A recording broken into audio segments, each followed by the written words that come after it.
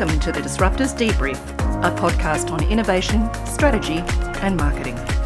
Brought to you by Disruptors Co.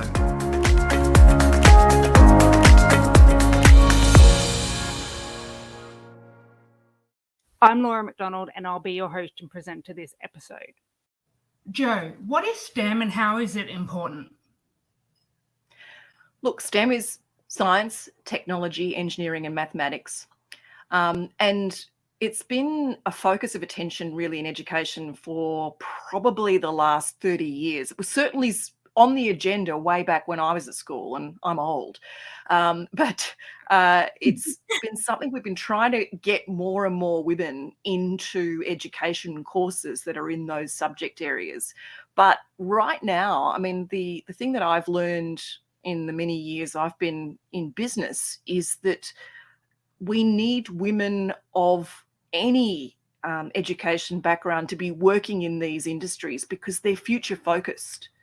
So they are, whether they're tech companies or whether they're organizations that are looking at the future of business, what they're doing is they're providing organizations and providing consumers with options for the way they want to live that people are adopting, right? So there's so many professions that are based in 20th century ideals. Sorry, you were asking a question. I was just going to say, Joe, and what does that say about, we hear about women returning to the workforce or changing careers a little bit later on and therefore going into a new sector?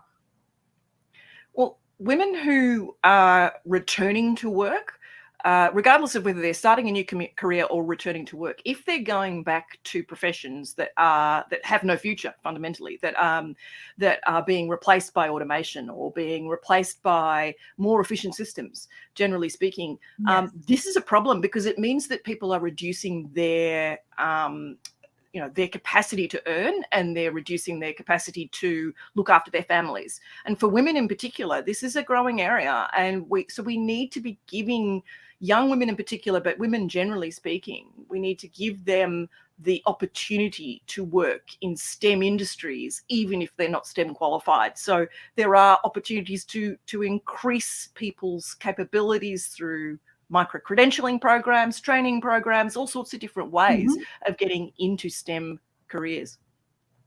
And that leads into my next question, Joe, for you today.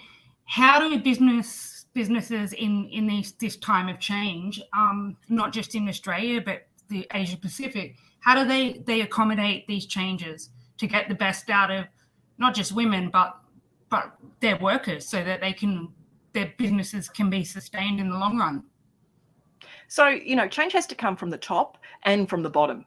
I don't believe that that you can just do this through either grassroots or just top down. You've got to have, I know it's controversial, but I think, unless you have things like quotas and unless you have things like, pathways for women-led teams, then you don't really have the capability to make the changes that we need to be sustainable. We've known for ages that women-led businesses do better.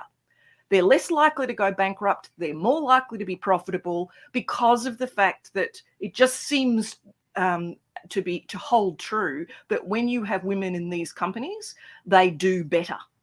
So what we need to do is change across the board. Yeah, look, it's really fascinating. You actually see there's sort of this weird cognitive dissonance between the evidence which shows that's true and the number of women-led businesses that are getting funding, right? So it's a very, very low number of businesses that are women-led that are getting sufficient funding, particularly in the startup sector. But we're showing quite clearly that the women-led businesses that are coming up through the ranks in startups are those that are succeeding. So, and even in Australia, if you look at some of the businesses that we have, the biggest businesses that we have here, they're all run by women. You know, even when it comes to startups, you've got companies like Canva, and when you're looking at big businesses like Salesforce or Optus or any of these companies, they're all run by women.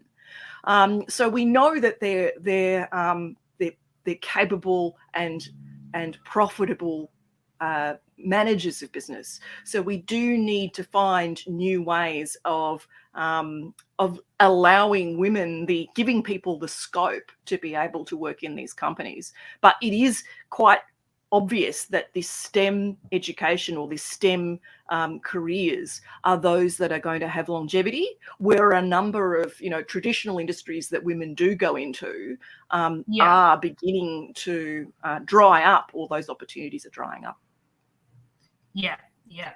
Technology, right? So that brings me to Disruptors, the fact that Disruptors Co this month is hosting Create to Collaborate. Can you tell me what that's about?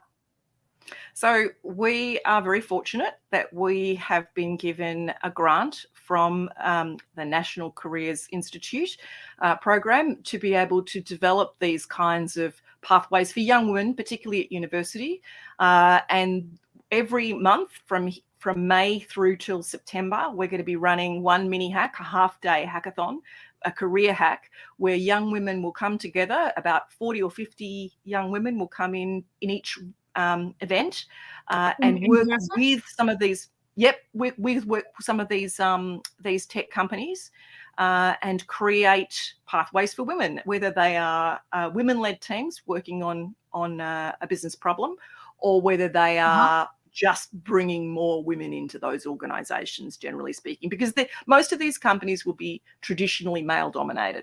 So what we're trying to do is to provide a way that women can work in those areas and in a way that they feel safe, because the reality is that a lot of women who do train in STEM do find themselves feeling very uncomfortable and don't feel welcomed in some of the environments that are male dominated. So this is really a way for young women to imagine their future careers working for these organizations, and for the companies themselves to hear ideas from young women who want to be able to work with them and want to feel safe and want to feel that they are being valued. That's such an important two-way conversation, right? Yeah, it is. Totally is. Yeah. It is. And to find out when the more details on Create to Collaborate, we can head to the Disruptors Co website. Yep, absolutely. And it's C2, so Create to Collaborate, c2.theair.works, but you'll be able to see it absolutely on the Disruptors Co site. Okay. Thanks, Jo, for your chat today, and have a good afternoon. Thanks, Laura. That's a wrap for this week. Remember to subscribe to the Disruptors Co email newsletter on our website at disruptorsco.com. And please feel free to send any tips or innovation news to me by email to laura@disruptorsco.com. That's it from me. Have an innovative afternoon.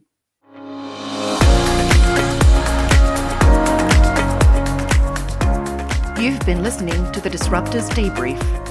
Tune in for more episodes at disruptorsco.com.